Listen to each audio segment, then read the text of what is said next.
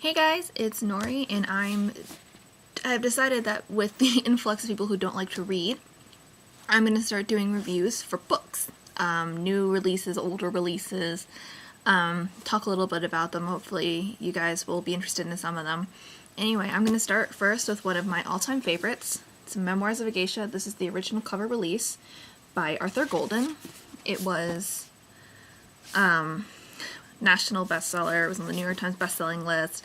And it was made into a movie featuring Gion and Gong Li. And anyway, the basic premise of the story follows. It's told in the first person. It follows Sayuri, a geisha from Gion, the geisha district in Kyoto, in Japan, and it follows her life sort of from the start to the finish. It's told as though she were dictating memoirs. Obviously, Sayuri is a fictional character. And in this book, she encounters a bunch of different characters. The sort of notorious Hatsumomo, her friend Mameha, and it's about her journey as a person and her journey to be with the man she loves.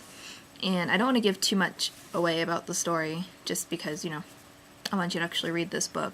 But one thing I really love about it is that it is so engaging and beautiful. And a lot of times, sometimes you encounter this descriptive language that's heavy and it holds the story back. It's, it seems to be adjectives just for the sake of having adjectives in them. And the good thing about Arthur Golden's writing style is that it's descriptive and so visually rich and so beautiful, but it still carries the plot. It's interesting. It's, let me see.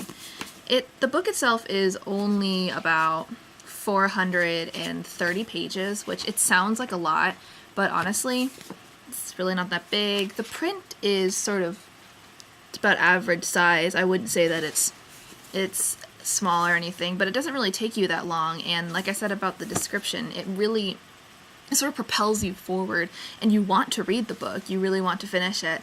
I would say, though, that I would recommend this book more for high school students and older. I do not think that the subject matter is always appropriate for people under high school age, and I don't think that the story style is and the writing style is as engaging for people who are not, at a more advanced reading level. But I do recommend this. This is probably my favorite book of all time, even though it is, contemporary.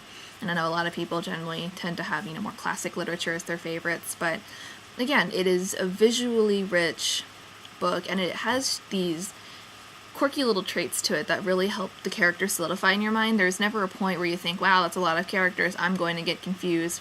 It's actually very easy to follow, very easy to read, very enjoyable to read. There's never any thick or cumbersome sections that sort of hinder the flow of the story. I think that it's absolutely a beautiful, gorgeous book.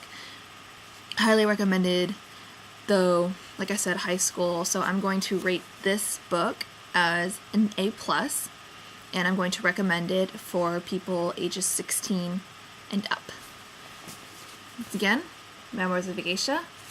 Hopefully you go out, read it. If you do, let me know in the comments. Tell me what you think.